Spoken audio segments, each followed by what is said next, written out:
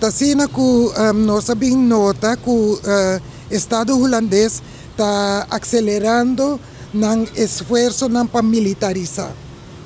Então, esse aí não está arriba terreno europeu, não quer reintroduzir militarização mandatória, o que se chama dienstplicht, que está oficialmente obrigado de passar algum ano dentro da Armada de Holanda.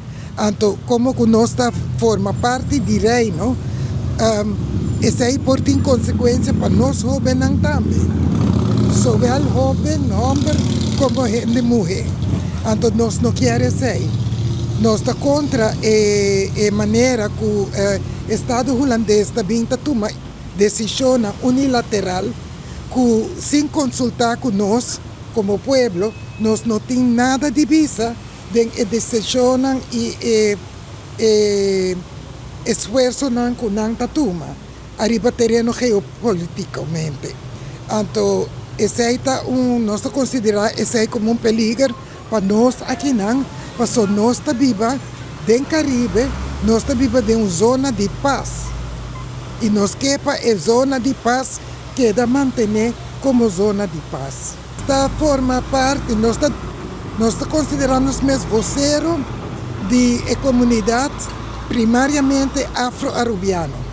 Esse é descendente de africano na Aruba. Esse é Então, nós queremos despertar o povo para estar consciente que consequência de decisão que está tomar de um país lejano, aunque com certo ainda também madre pátria, está na Europa, se não toma decisão a banda, sem consultar com nós, toch é consequência também para nós.